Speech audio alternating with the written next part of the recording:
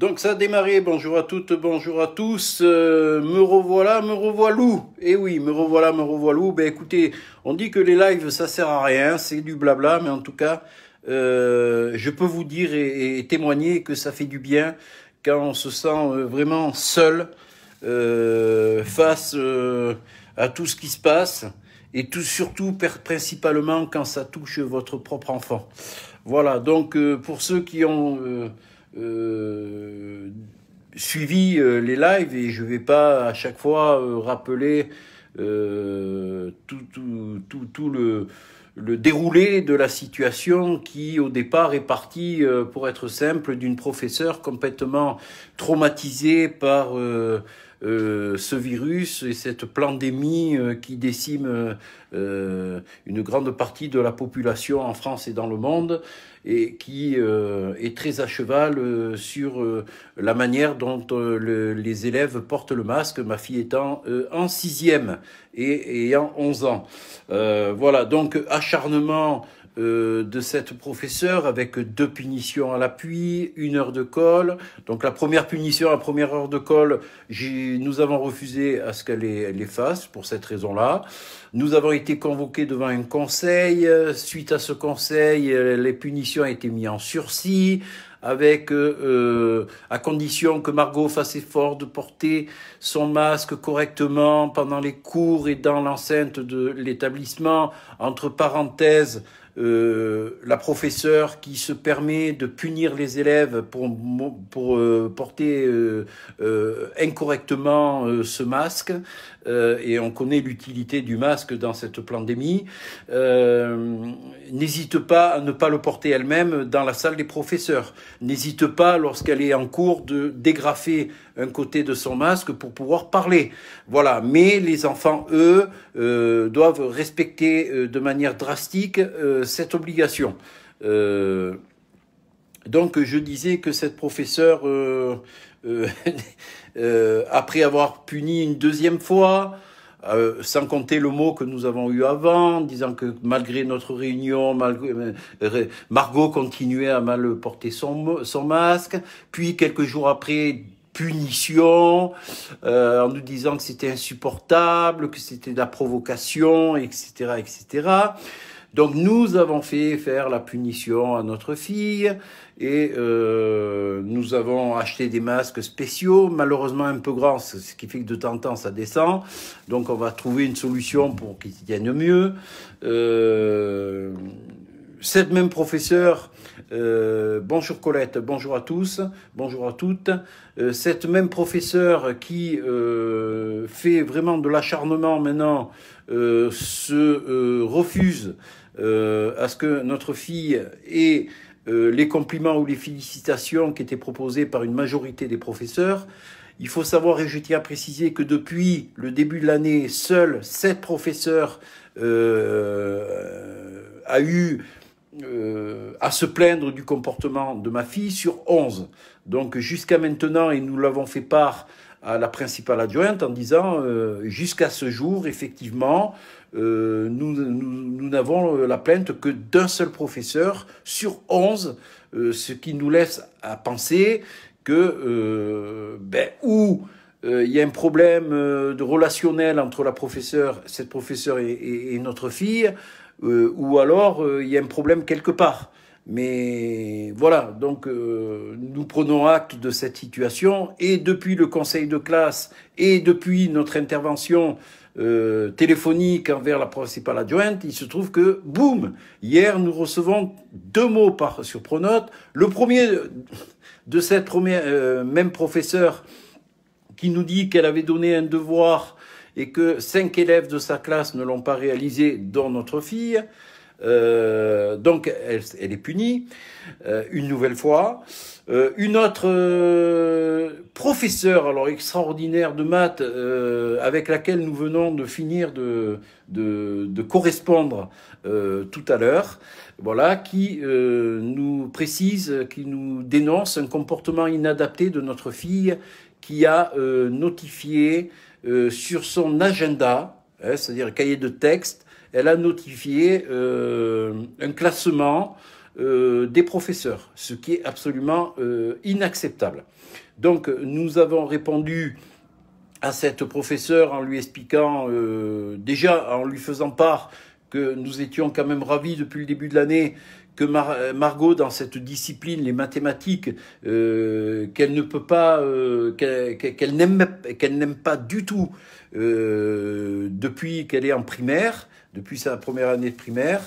Et que cette année, effectivement, on est surpris de voir Margot avec elle, et certainement grâce à elle, avoir accroché un peu mieux dans cette matière et avoir des très bonnes notes. Et on en est ravis. D'ailleurs, je pense qu'elle était une des professeurs qui demandait les compliments ou les félicitations pour notre enfant. Voilà. Donc, et que nous, effectivement, elle nous dit que le comportement inadapté était que pendant, écoutez bien, hein, parce que c'est extraordinaire, c'est vraiment très pédagogique et j'avoue qu'il faut le relever. Donc elle nous précise que le comportement inadapté de notre fille était le fait que pendant le cours, pendant qu'elle était en train de corriger un exercice qui avait été donné suite à une leçon, une interrogation écrite, hein, un exercice qui avait été donné suite à une leçon dans laquelle ma fille avait fait tout juste. Elle dit dans lequel votre fille avait fait tout juste. Je publierai tout ça. Je vais le publier. Elle me dit dans laquelle votre fille, au lieu d'écouter la correction, où il y avait effectivement des remarques intéressantes qu'elle aurait pu, qu'elle devait écouter parce que c'était intéressant, votre fille, pendant ce temps-là, griffonnait sur son agenda. Alors, elle griffonnait quoi sur son agenda? Le comportement, c'est ça, inadapté, effectivement. Elle n'était pas attentive pendant que la prof faisait une correction, un corrigé d'un exercice qu'elle avait apparemment compris puisqu'elle avait fait juste complètement. Donc, il n'est pas normal qu'une enfant de 11 ans, pendant un cours, ne soit pas pendu aux lèvres de son prof, même lorsque ce prof-là est en train de dire quelque chose sur un exercice qu'elle a compris et effectivement pour lequel elle a fait tout juste. Et voilà. Donc c'est pas normal d'être inattentif. C'est un comportement inadapté si on veut, mais peut-être pédagogiquement, si ma fille avait eu 0 et qu'elle avait rien compris de l'exercice, qu'elle ne soit pas attentive au moment où on parle de la correction, je veux bien comprendre que ce soit un comportement inadapté et de toute façon négatif pour elle, mais là, dans cette circonstance, mais quand même, nous avons fait la remarque à notre fille en disant tu dois rester pendant toutes tes heures de cours la journée, sans aucune possibilité que ton cerveau puisse décrocher quelques minutes, tu dois rester pendu aux lèvres de tes professeurs. Que tu aies fait juste ou faux, que tu restes pendu aux lèvres de tes trucs et tu ne fais qu'écouter le professeur pendant toute l'heure. Apparemment, seule ma fille de 11 ans, en 6e, est coupable de ce comportement inadapté, je pense, puisque apparemment aucun élève n'a eu de réprimande pour ce fait. Voilà. Donc, on va pas faire les paranoïaques, hein, on va pas faire les victimes. Donc, remarque a été faite à notre enfant en disant, voilà, tu restes attentif, etc.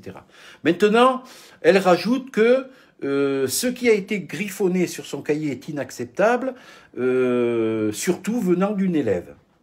N'a pas à être, et surtout venant d'une élève. Alors, nous lui avons répondu, bien entendu, avec bienveillance. Donc, j'ai dit que, effectivement, on était... Et sur ce point-là, par contre,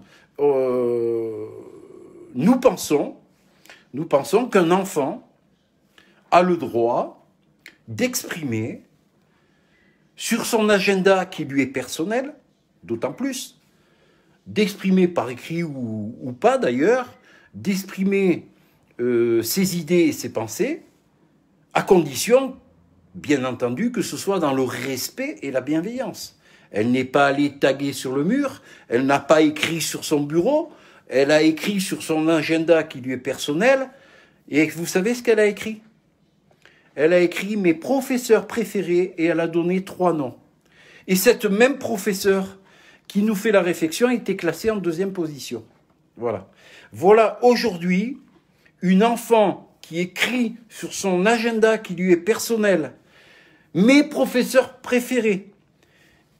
Elle met les noms de ses professeurs préférés sans dénigrer les autres, sans avoir aucun dénigrement. Elle aurait écrit « Voici les professeurs les plus cons ».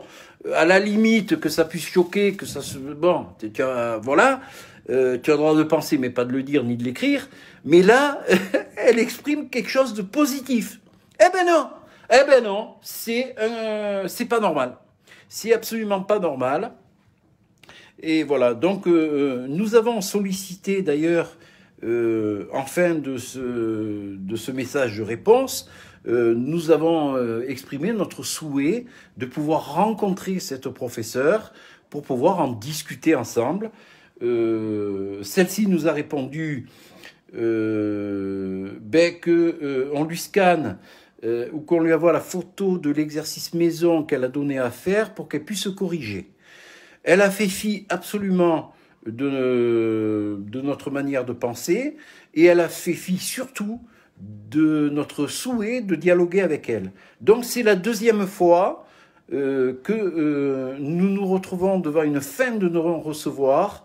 La première fois devant la principale, à qui j'ai envoyé début septembre, je crois que c'est le 5 ou 6 septembre, donc en tout début d'année, je veux bien croire que la rentrée scolaire dans un collège de 800 élèves, ça lui laisse pas le temps, mais peut-être le temps de répondre, non pas pour le moment ou quelque chose.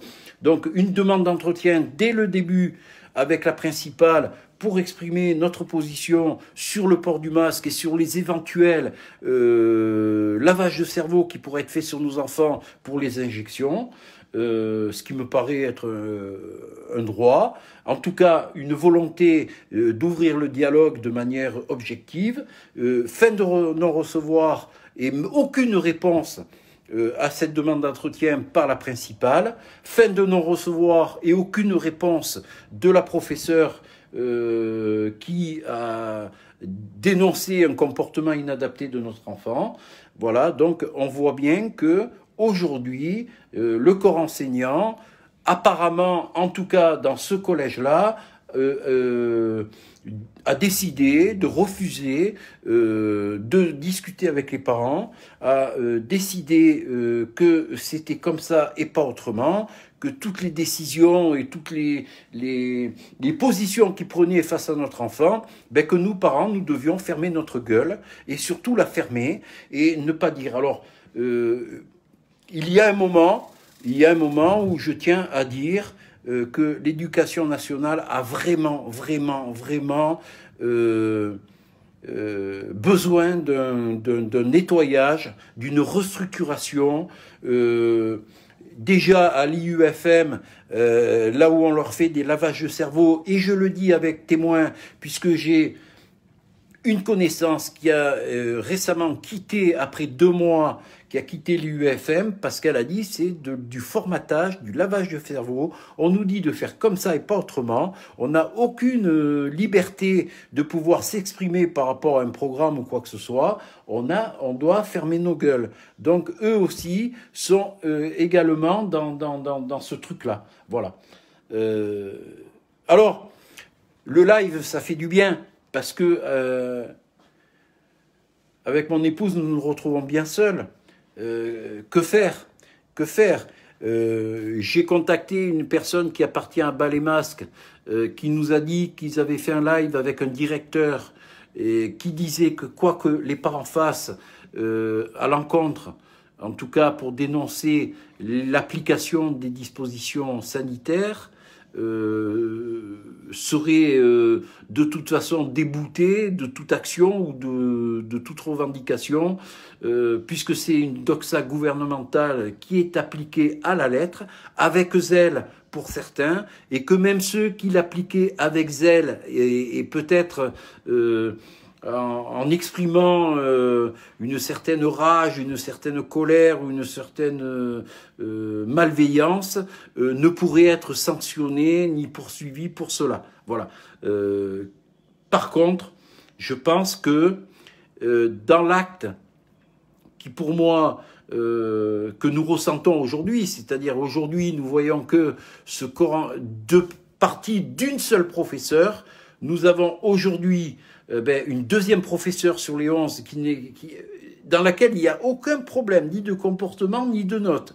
Là, on commence à relever. Alors j'ai l'impression que, nous avons l'impression, peut-être à tort, je ne sais pas, mais nous avons l'impression qu'il y a eu une concertation entre les professeurs et la CPE pour noircir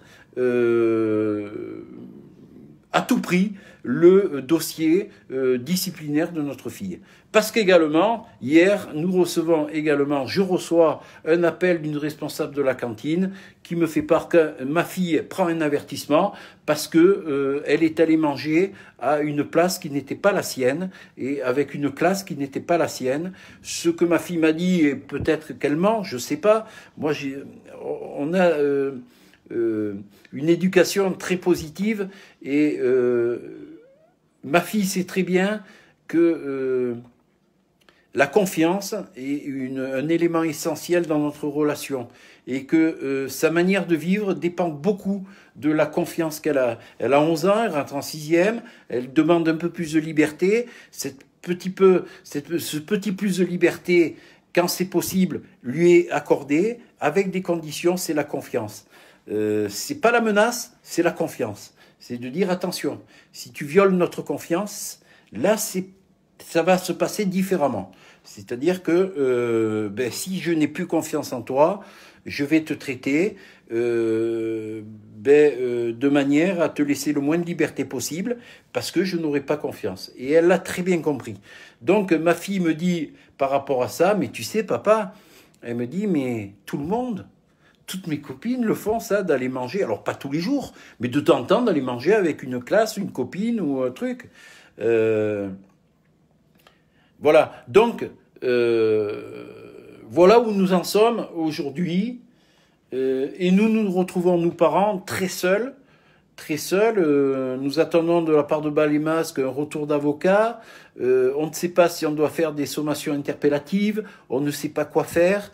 J'ai contacté, j'ai vu une responsable des parents d'élèves, de l'association des parents d'élèves du collège qui m'a dit que de toute façon ma fille elle a qu'à respecter les règles et que de toute façon, j'ai appris que cette personne que je croyais être une amie et a des superbes relations avec la professeure concernée. Bon, c'est comme ça, mais bon, j'ai dit c'était une amie parce que ça ne l'est plus. Je pense que cette personne nous connaît très bien. Nous avons eu les aînés, les garçons qui ont grandi ensemble. Elle sait très bien notre manière d'éduquer et elle connaît très bien notre manière de penser et de faire. Et de nous donner tort aujourd'hui et de dire que c'est notre fille qui ne respecte pas les règles et qui fait de la provocation, c'est exactement ce que reproche cette professeure.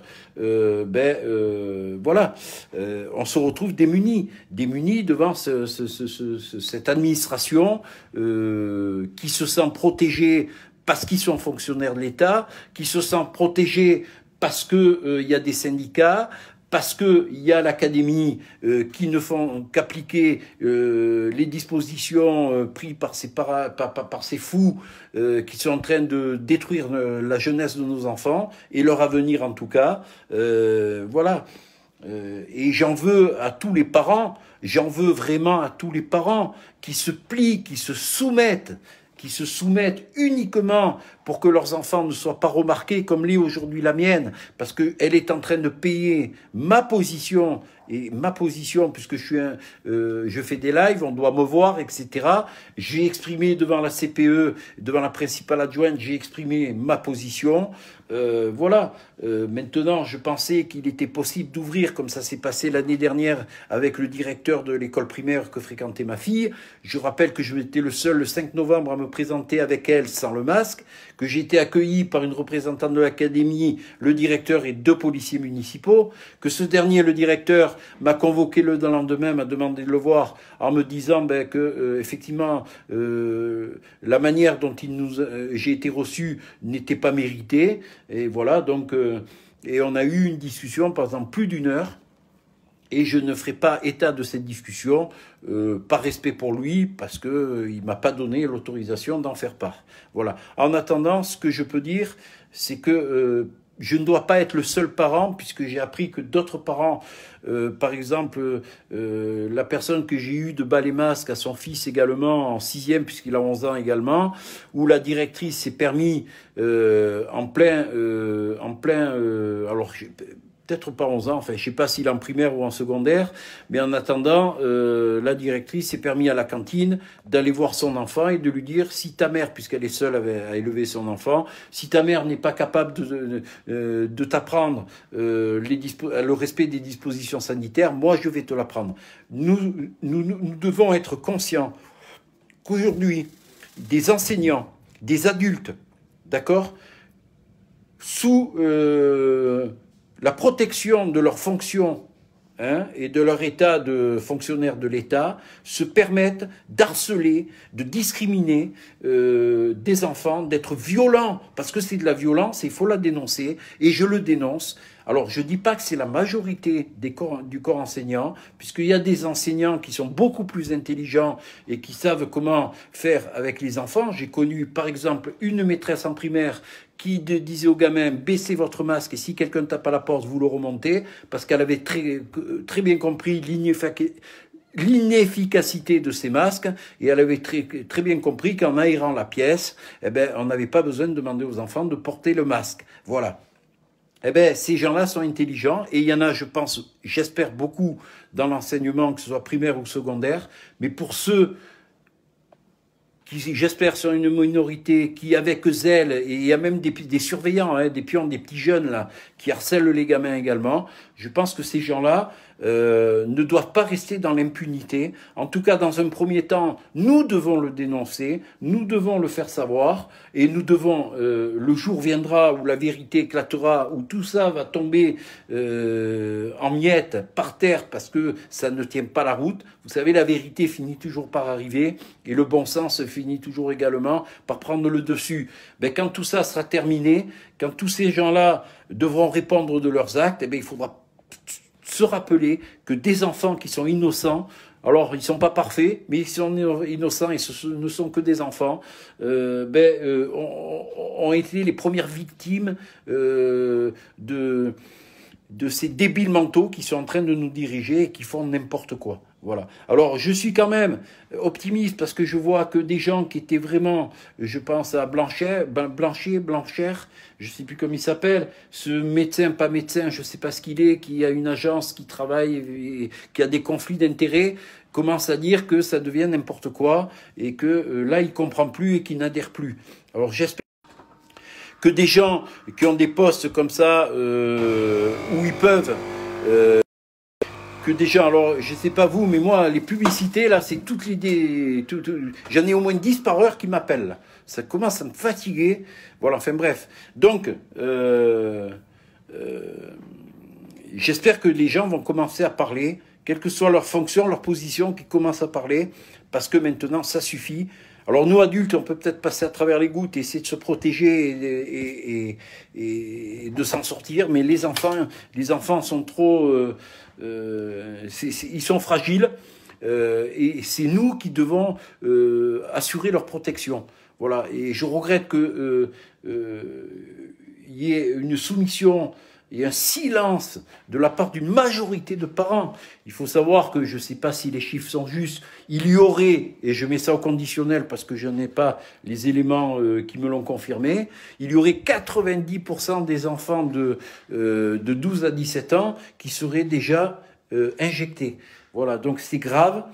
On ne sait pas ce qu'on est en train de leur mettre dans le corps, on ne sait pas les répercussions dans 5 ou 10 ans, mais on n'hésite pas à leur balancer ces produits. Et je me demande comment les parents peuvent accepter ça, comment les parents... Alors, la réaction souvent des gens qui sont dans le doute et qui ont fait quand même par soumission le truc, c'est de rechercher autour d'eux des éléments quel qu'il soit, pour justifier et pour cacher le fait que ce soit des gens inconscients et surtout des gens peureux qui n'ont pas été à la hauteur et qui n'ont pas su défendre leurs enfants. Mais ils vont chercher des éléments, même abracadabrantes, mais pour justifier le fait que ce qu'ils ont fait, c'était bien. Voilà, j'en veux, j'ai parlé à la copine de mon beau-fils hier ou avant-hier, où elle me dit, mais nous, alors elle fait une formation en alternance dans les ressources humaines, et bizarrement, dans sa formation à l'école, est venu un biologiste de l'hôpital Pasteur de Nice leur expliquer que dans le centre de réanimation, dans le service de réanimation à l'hôpital Pasteur de Nice, 100% des personnes qui étaient des patients étaient des gens qui n'étaient pas injectés. Voilà. Dire aussi qu'une personne, une femme enceinte, a perdu la vie infectée par la Covid. Voilà ce qu'on vient informer, ce qu'on vient de dire à des étudiants qui sont là dans leur formation dans les ressources humaines. On vient leur dire, ben écoutez, les non injectés, voilà. Donc j'ai eu une discussion qui a duré plus d'1 heure avec elle, où je me suis pas, j'ai pas voulu, surtout pas voulu la convaincre qu'elle faisait erreur. J'ai simplement voulu lui mettre le doigt sur un fait réel, et c'est ce que je vais répéter à chaque fois que je lui posais une question, parce que ma stratégie a été de lui poser des questions. Sur chaque question, elle n'a pas su me répondre. Sur aucune de questions, elle a su me répondre. Question d'actualité, par exemple, qui finance en partie l'OMS? Ça, elle ne sait pas le dire. Qui décide aujourd'hui, qui est décideur en France des dispositions sanitaires? Elle n'a pas su me dire que c'était le Conseil de défense. Elle a appris tout un tas de choses. Vous voyez, et je lui ai posé des questions, et à chaque fois, avant de lui poser une question, je lui disais bien, je vais te poser encore une question. Je sais que tu m'y répondrais pas parce que il y a une chose que tu n'as pas compris. Dans la vie, il y a ceux qui croient et ceux qui savent. Et je pense que j'ai fait les démarches nécessaires dans mes recherches pour pouvoir avoir des arguments. Et c'est vrai qu'à la fin, elle ne disait plus rien. Et la seule chose qu'elle a été capable de me dire, c'est effectivement, tu as beaucoup d'arguments. Mais oui, j'ai des arguments parce que j'ai fait l'effort d'essayer de comprendre. Alors pas pour moi, pas pour ma culture personnelle, bien que, mais surtout pour comprendre ce qui arrive à nos enfants. Voilà. Donc je pense que beaucoup de gens, et je le remarque, d'essayer de les convaincre, de leur dire les choses, ils écouteront pas et ils seront pas réceptifs. Par contre, mettez-les face à leurs conneries, mettez-les face à leur inculture, posez-leur des questions. Et vous allez voir que sur même des faits d'actualité qui sont très récents, ils ne le savent même pas. Ils ne savent même pas que les lois qui sont votées, ils ne savent rien. D'accord? Et au-delà de ça, il ne faut pas rester axé sur ce problème sanitaire. C'est de savoir dans quelle société on vit, dans quel monde on vit. Le nouvel ordre mondial, le grand reset, il faut leur expliquer. Il faut le dire, est-ce que tu sais ce que c'est le grand reset? Est-ce que tu connais Klaus Schwab? Est-ce que Voilà, c'est ça qu'il faut leur poser. Et vous allez voir que sur les questions que vous allez poser, ils ne sont capables de vous apporter la moindre réponse. Parce qu'ils ne le savent pas. Parce qu'ils ne savent pas, ils croient. Il faut qu'ils arrêtent de croire. Hein? Cette personne, hier, donc, cette jeune fille, avant-hier, m'a prouvé qu'en fin de compte, elle a cru ce qu'on est venu lui dire pendant 1 heure, un biologiste qui a 35 ans d'expérience et qui travaille en service de réanimation, apparemment à l'hôpital Pasteur de Nice, est venu lui dire ça, donc elle le croit comme parole d'évangile. Et je pense que quand je lui ai cité le nom et la qualité des professeurs, comme le professeur Perron, comme le professeur Parola, comme le professeur Raoult, comme elle s'appelle, Alexandra Henriot-Code, etc., avec leur pédigré, avec ce qu'ils avaient fait, j'ai dit, ton biologiste, et avec tout le respect que je lui dois, par rapport à eux, je préfère écouter eux. D'accord. Et elle me dit, oui, mais il y a des professeurs aussi qui sont sur les plateaux télé. J'ai dit, oui, ceux qui touchent des centaines de milliers d'euros par an, des laboratoires pharmaceutiques qui sont en train de se gaver d'argent avec ces injections qui, d'ailleurs, nous allons devoir payer.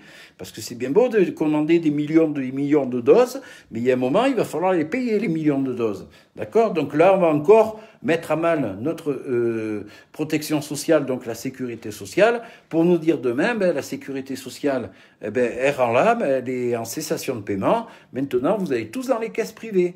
Voilà. Mais ça, les gens, s'ils n'arrivent pas à avoir du recul et à regarder une situation dans le global, et qui s'arrêtent juste à dire anti-vax, anti-pass, ou pro-vax ou pro-pass, ils n'ont rien compris de la situation. Cette pandémie imaginaire n'est là que n'est qu'un élément du puzzle. C'est qu'un outil de la réalité de ce qu'il faut comprendre. Et ça, malheureusement, c'est compliqué à leur faire admettre. C'est vraiment compliqué. Alors, je vais regarder un peu vos commentaires rapidement pour répondre éventuellement. Bonjour à tous ceux qui sont arrivés. Bonjour à tous. Alors, tu sais, l'éducation nationale est le dernier gâteau à privatiser et pour ça, il faut suivre la méthode globale de l'ultralibéralisme. Tout pourrir pour imaginer que rajouter une couche d'actionnaires parasites dans les coûts de fonctionnement va améliorer les choses. Mais bien sûr, de toute façon, on sait très bien que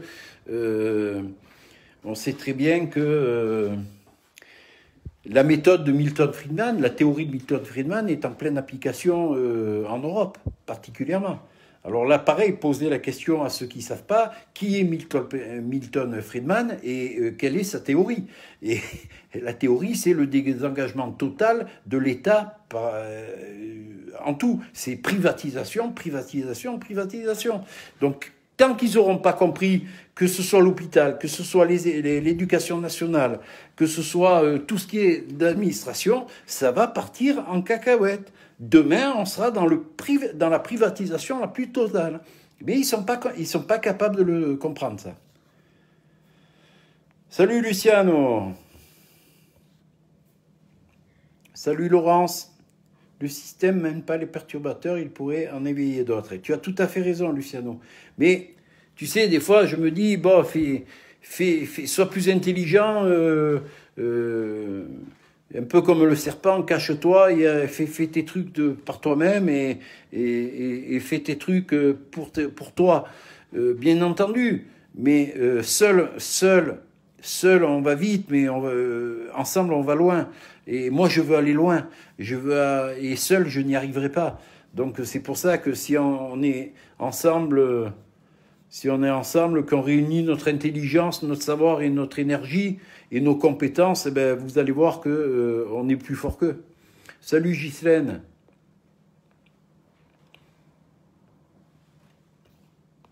Alors, Marga, j'ai l'impression que ta fille devient la bête noire au niveau psychologique. Cela doit être dur pour elle.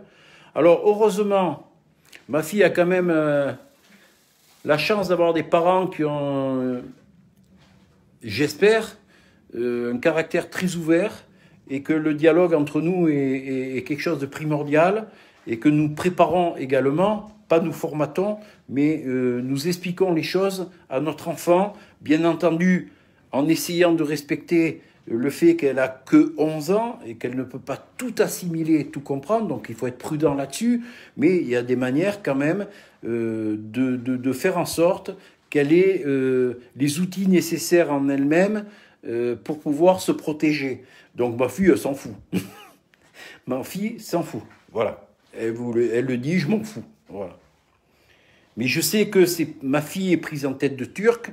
Aujourd'hui, ma fille est une cible pour le corps enseignant et les gens qui y travaillent, les autres, ceux de la cantine, etc., où il a été, je pense, après concertation, demandé à ce que chaque petit fait ou geste qui déroge un petit peu des règles, ah ça y est, ça se reconnecte, soit immédiatement notifié et sanctionné. Voilà, donc oui, c'est une tête de Turc, mais c'est à la fois moi qui suis, par ma position, par le courage, parce que vous savez, il y en a beaucoup qui vous aiment pas parce que vous êtes courageux, parce qu'ils aimeraient être courageux comme vous, mais eux se sont soumis, eux, malgré leurs convictions, n'ont pas eu le courage, la force, la détermination pour se mettre en avant et pour combattre ce qui doit être combattu. Donc ils vous en veulent pour ça. Vous vous faites d'eux des ennemis. Pas parce qu'ils sont contre la manière dont vous pensez, ils savent très bien que vous avez raison, mais ils n'ont pas ce courage-là. Je l'ai vécu, j'étais 15 ans délégué syndical, j'ai vu des collègues de boulot m'en vouloir parce que j'étais pas assez au travail, parce que j'étais juge au prud'homme, et que le temps que j'étais au prud'homme, j'étais pas au travail, et voilà, ils étaient jaloux. Et je leur disais, mais écoutez, rentrez dans les syndicats, prenez des fonctions, vous allez voir que c'est pas... en tout cas, si vous le faites de manière consciencieuse, si vous le faites dans l'intérêt de vos collègues, vous allez voir que ça vous coûte plus que ce que ça vous rapporte. Et ça vous rapporte pas grand-chose. Alors, au niveau psychologique, ça doit être dû pour elle. Il y a quelques années, j'ai eu des problèmes avec une instite. Elle prenait ma fille pour son défouloir. Ouais, exactement. Eh ben, pendant plusieurs jours, j'assistais au fond de la classe au cours. À la fin, elle en a eu marre. Par la suite, ma fille ne s'est plus jamais plainte. Il ne faut pas toucher aux enfants. Tu as raison. Ben, écoute, ma fille également, par cette prof, a été, ça je ne l'ai pas dit tout à l'heure, mais quand elle a été punie, qu'elle a fait sa punition, et quand elle est revenue en classe pour le cours d'après, pour remettre sa punition, elle est allée pour s'installer à sa place, et la professeure l'a isolée de ses camarades en lui disant, ben toi, non, toi tu vas là-bas, parce que tu ne veux pas porter ton masque correctement. Voilà, donc double sanction, double punition, acharnement, discrimination, voilà, harcèlement, voilà, c'est tout, il n'y a pas besoin d'aller plus loin.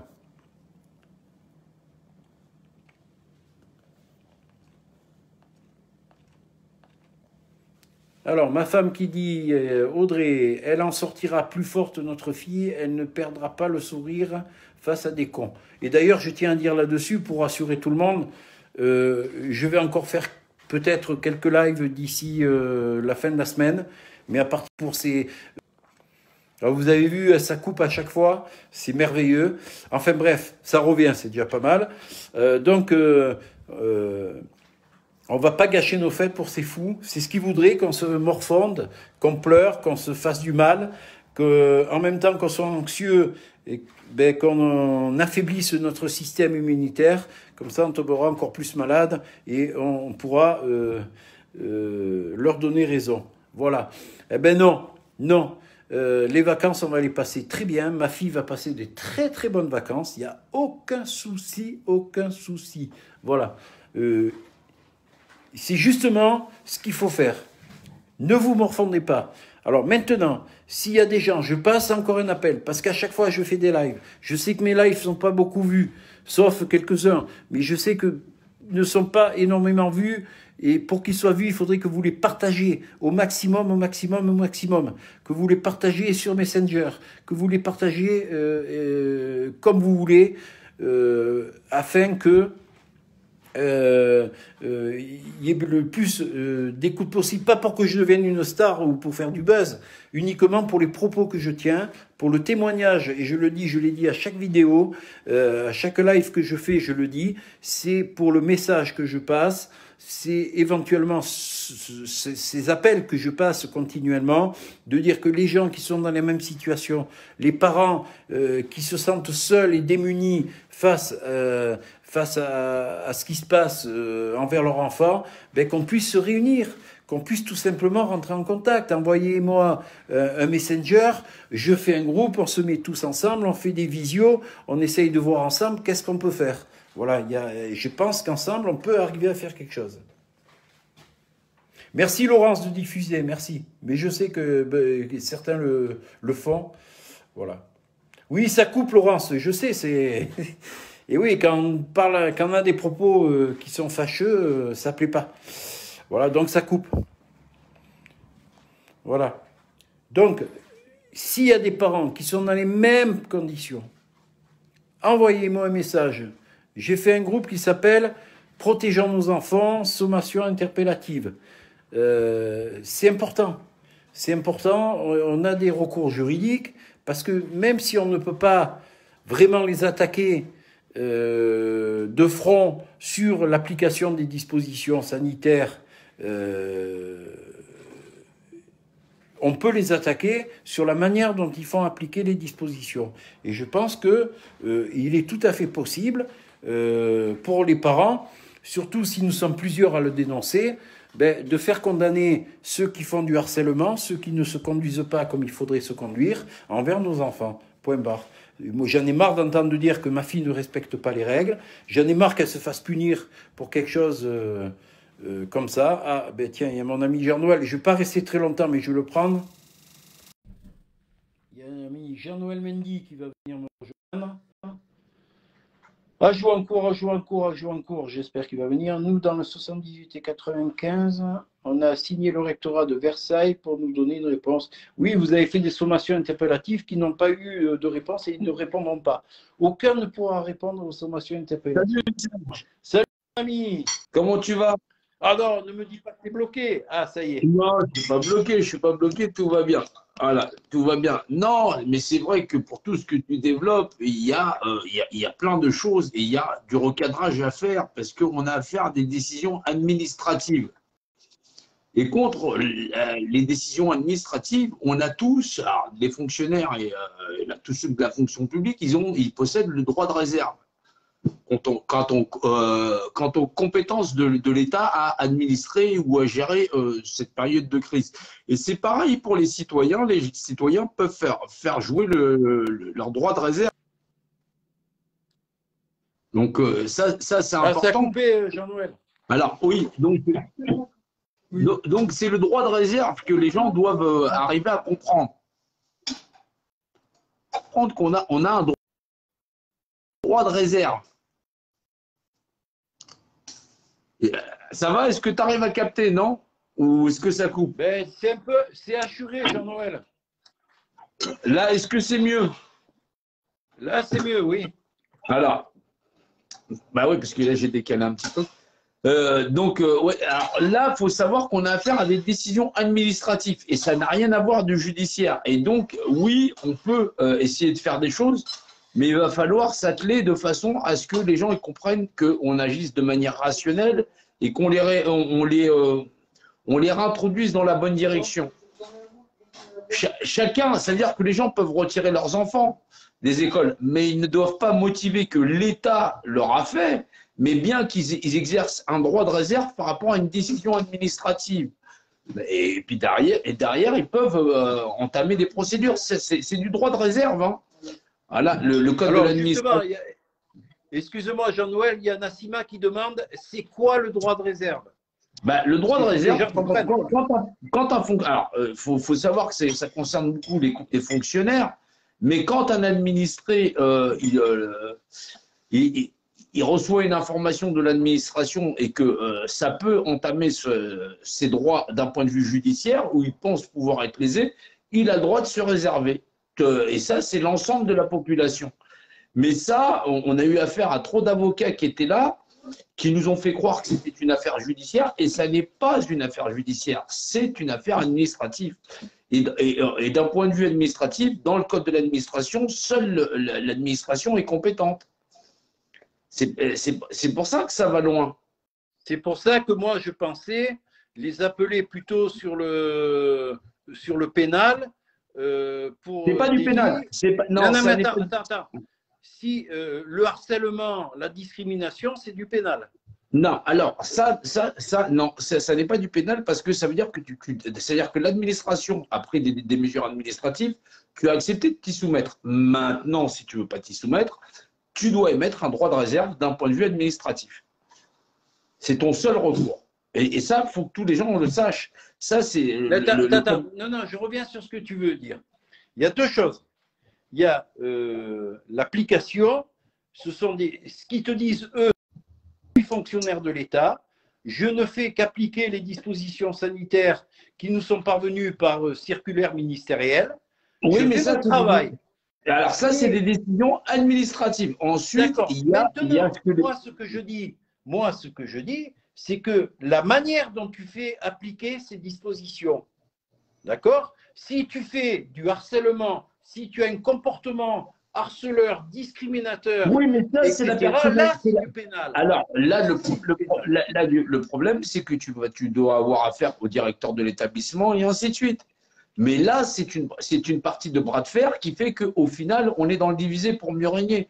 Autant que ce soit une procédure qui soit d'ampleur nationale et même d'ampleur internationale. On a affaire à ce qu'on appelle le code Napoléon. Le code Napoléon, il est très peu connu des personnes de l'administration. Malheureusement, j'en suis un des spécialistes. Donc, non, ouais, c'est vrai. J'aime Concrètement, tout ce connu. Ouais. concrètement, pour être factuel, comment factuellement tu fais ton droit de réserve? C'est le parent qui Alors, dit. Alors non, explique-nous un peu alors parce que je le comprends, je fait, sais c'est que pas. tu as affaire à des dispositions administratives dont l'État n'est pas compétent. L'État fait appel à ce qu'on appelle à l'ordre des médecins. Et l'ordre des médecins émettent des dispositions. Ils ne sont pas tous compétents dans les disciplines parce qu'effectivement, ce sont différents médecins dans certaines catégories. Et donc, l'État, lui, va émettre effectivement la solution injectatoire, le masque, le pass sanitaire et le test PCR, et j'en passe, et salivaire et tout ce que. Maintenant, par rapport à des décisions qui sont dites administratives, le fonctionnaire et tout fonctionnaire de France et de Navarre, machin chose, eh ben, peut émettre son droit de réserve. Et il n'y a qu'en agissant d'une manière rationnelle, intelligente, où on va arriver à bloquer le système. Mais pour ça, il faut des gens costauds, il faut des gens sincères. Et donc, pas des gens qui sont là, donnez-moi des.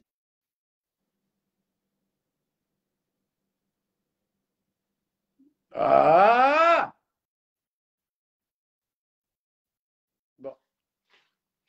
Vous voyez, dès que Jean-Noël Mendy, qui a une approche tout à fait différente, je ne sais pas si vous le connaissez, et je vous invite fortement à aller voir ses lives, Jean-Noël Mendy, M-E-N-D-Y, ben, va vous expliquer beaucoup de choses.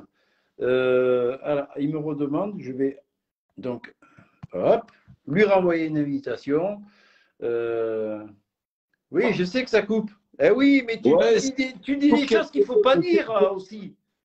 Tu te plains, mais tu non, dis des non, choses non, qu'il ne faut non, pas dire. non, non, soyons pas paranoïaques. Donc ça se passe plutôt bien, mais c'est vrai qu'on a souvent, les gens se mettent à paniquer. Tu vois bien, on nous a parlé du Covid, un truc qui concerne 0,0% des gens. Là, on est en train de nous faire parler de Brigitte Macron. On n'en a rien à fiche de Brigitte Macron. On s'occupe de nos enfants, de nos populations. Après, que les gens soient gays, qu'ils soient pas gays, qu'ils soient heureux, qu'ils soient malheureux, qu'ils soient pauvres ou qu'ils soient riches, c'est pas là le problème. C'est que la France, elle souffre énormément. Et donc, ramener les choses rationnelles pour pouvoir rétablir l'ordre dans notre nation, ça nécessite que des gens comme toi, comme moi, Serge, on se mette à faire un live ensemble. Je sais pas, pourquoi pas un dimanche. On se cale un jour dans la semaine et on décide de travailler ensemble parce que moi, je suis content déjà de te revoir. Voilà, et au final, il va falloir qu'on arrive à avoir des gens rationnels, raisonnés et qui vont analyser les choses dans le cadre de refaire revenir et à la fois les populations, et à la fois les gens de l'administration, et à la fois les pères et les mères de France, voilà, en tant que parents, à la fois nos élus, et à la fois l'essence de la conscience française. Est-ce qu'on aime notre peuple? Est-ce qu'on aime notre nation?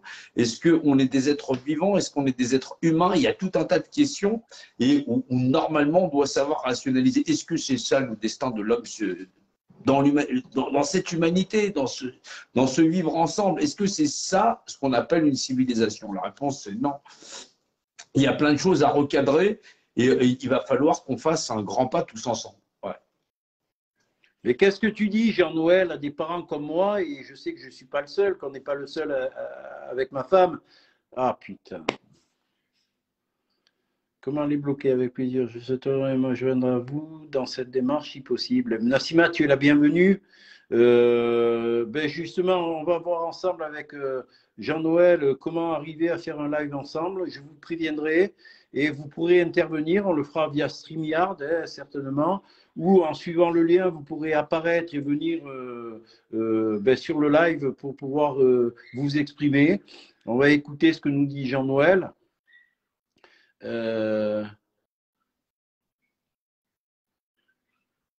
C'est évidemment en général les coupures, je pense, j'espère. Allez, je redemande Jean-Noël rapidement. Ça fonctionne, ça fonctionne, ça fonctionne. C'est juste le réseau. C'est juste le réseau. Alors, le fait, c'est qu'au niveau des parents, il va falloir recadrer pour comprendre dans quel cadre juridique on se trouve. Alors, est-ce que ça capte? Alors, pour l'instant, ton image, elle est figée, Sergio. Non, mais moi c'est bon. Alors, j'ai ton image, elle est figée. Alors, est-ce que ça va là? Jean-Noël, ce que je te propose, oui. Envoie-moi un messenger. Ah putain, alors je sais pas, tu dois me voir encore. Envoie-moi un messenger avec ton numéro de téléphone, on se contacte et on essaye d'organiser un live. Oui, je vais te. Voilà, je redemande, mais je crois qu'on n'y arrivera pas. Ouais. Alors oui, c'est vrai. Alors, ben c'est vrai qu'on peut organiser un StreamYard, par exemple. Ça peut permettre, voilà, de pouvoir faire avancer les choses, pour pouvoir déjà arriver à comprendre la différence entre le droit administratif et le droit judiciaire et faire un grand appel national. Et je pense que les gens sont suffisamment mûrs pour pouvoir rationaliser entre la différence qu'il y a entre le code Napoléon, c'est-à-dire le code de l'administration, et le code judiciaire, c'est-à-dire la défense des biens et des personnes. Ce sont deux choses très, très différentes avec lesquelles se sont amusés quelques avocats pour pouvoir se remplir les poches. C'est ça qui est malheureux parce que ce sont nos enfants qui en font les frais. Voilà. D'accord. Jean-Noël, moi, ce que je te propose pour être concret, est-ce que tu peux m'envoyer ton numéro par Messenger et puis je te contacte? On prépare un live ensemble, bien ciblé sur justement ce problématique de nos enfants que nos enfants rencontrent et que les parents rencontrent avec les établissements scolaires, avec le corps enseignant ou avec les responsables d'établissement. Oui, parce que on parle du code de l'administration, c'est très, très différent. Et le problème, c'est que même si les gens émettent des droits de réserve, ils sont dans ce qu'on appelle le chômage technique. Donc, ils sont quand même rémunérés. D'accord. Ouais. Ça, c'est encore autre chose. Voilà. Il faudrait peut-être en informer parce que je sais qu'il y a quand même pas mal dans le corps enseignant qui sont plus d'accord avec ce qui se passe, quoi. Et qui sont plus du tout d'accord. Le problème, c'est que les gens ne connaissent pas très bien le droit de réserve. Et c'est ça, c'est pareil pour la police. Le but, c'est pas de foutre le bordel dans notre nation. Le but, c'est de retrouver l'ordre. C'est là où je suis d'accord avec toi. Ouais.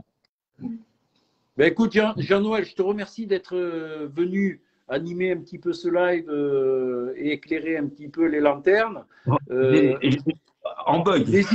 Donc, envoie-moi ton numéro qu'on puisse préparer d'ici peut-être la semaine prochaine. Oui, mais tu peux avoir mon numéro, j'ai le tien. Donc forcément. Eh ben, appelle-moi alors, ou alors appelle-moi directement. Je te rappellerai. Je te rappelle. Ouais. Voilà, comme ça, on fait un live concret, on le prépare avant. Et puis, on essaiera de faire le tour de la situation et de rassurer les parents et de voir comment on va pouvoir ensemble. Oui, c'est du droit de réserve. C'est du droit de réserve où, effectivement, les dispositions sont d'ordre administratif. Voilà. D'accord. Ben, je te remercie, Jean-Noël. Moi, je vais arrêter le live parce que je vais aller manger. Merci à toi. Bon appétit à tous aussi. Voilà. Voilà, et je te dis à bientôt pour ce live. Donc, prochain live, on trouvera un titre qui soit bien précis. Voilà. Et en tout cas, et on essaiera de débroussailler tout ça. Merci à toi, Jean-Noël. C'est moi qui te remercie. De rien, mon ami, de rien. Ciao Jean-Noël. À plus tard. Ciao. Voilà, merci à Jean-Noël d'être intervenu. On sait qu'il a beaucoup de choses à nous apprendre. Moi, j'en fais la publicité, en tout cas. Je vous dis à tous merci d'avoir suivi sur live. Essayez de le partager au maximum. Nous allons, avec Jean-Noël, vous préparer un live le plus précis possible et qui va faire le tour de la situation pour nous donner, en tout cas, la compréhension nécessaire et peut-être les outils nécessaires pour pouvoir ensemble essayer de contrer un petit peu ce qui se passe et essayer surtout, parce que c'est l'essentiel, de protéger nos enfants. Et pour ça, comme dit Jean-Noël, et moi j'ai repris un petit peu, et je le répète à chaque fois, je l'ai pris pour moi, je vous dis toujours, dans la vie, il y a ceux qui croient et ceux qui savent. Et ça vient de Jean-Noël, et je le dis, c'est vrai, et je m'en sers régulièrement. Qui savent. Et ça, c'est une expression, une phrase que vous pouvez dire à tous ceux qui vous regardent de haut, qui vous traitent de complotistes, qu'ici et là, vous dites, écoute, il y a ceux qui croient et ceux qui savent. C'est tout. Et quand vous allez poser quelques questions à ces gens-là, vous allez voir qu'ils ne savent pas grand-chose. Ils ne font que croire. Voilà, je vous embrasse à tous. Je vous souhaite une bonne journée. Et je vous dis bientôt avec Jean-Noël pour ce super live qui va, j'espère, nous apporter beaucoup. Allez, je vous embrasse. Ciao, ciao.